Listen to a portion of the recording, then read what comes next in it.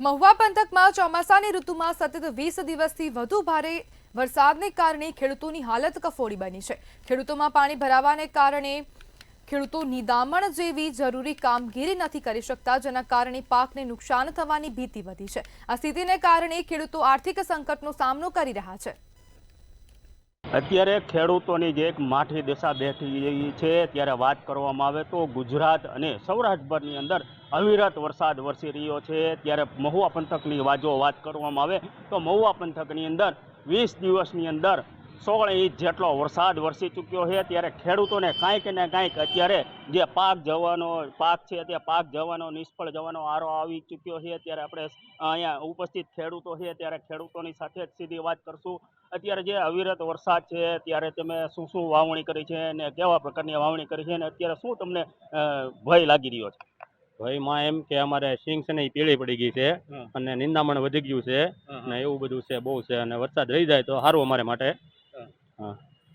અત્યારે એ ખેડૂત કહી રહ્યા છે કે અત્યારે જે નિંદામણ કરવાનું હોય છે, ખેડૂતને ત્યાં એવી વેદના છે, તેની સિંગ પીળી પડવા મળી છે। ત્યારે કાંઈક ને કાંઈક ખેડૂતોને ભય સતાવી રહ્યો છે।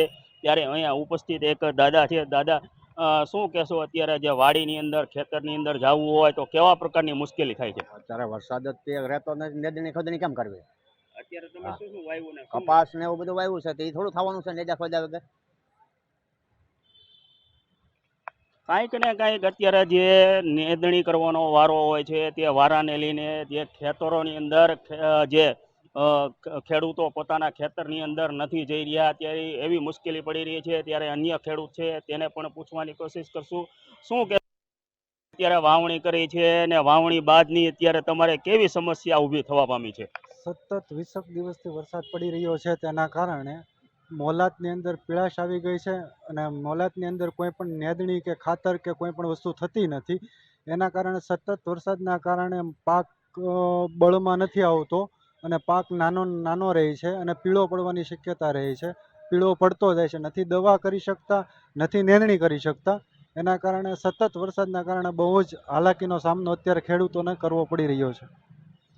અત્યારે ચોક્કસ પ્રમાણે ખેડૂતો કહી રહ્યા છે પોતાના ખેતરમાં નથી જઈ રહ્યા, ને ખેતરની અંદર જો હવે કુદરતનો કહેર જે વર્તાઈ રહ્યો છે તેને લઈને હવે કુદરત પાસે એવી પ્રાર્થના કરી રહ્યા છે કે હવે વરસાદ રહે તો જ સારું। શું કહેશો? વરસાદ કેટલા સમય લગી રહેવો જોઈએ અને શું થવું જોઈએ? વરસાદ તો 15 દિવસ જરૂર નથી। વરસાદ ન આવે ને તો નિંદામણ ને બધું થઈ શકે છે, નકર કોઈ વસ્તુ થશે નહીં કાંઈ।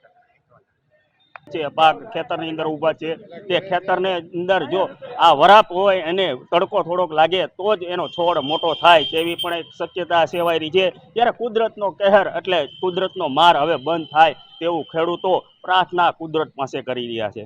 કેમેરામેન હિંમત મકવાણા સાથે અરશદ દસાડિયા, મંતવ્ય ન્યૂઝ, મહુવા।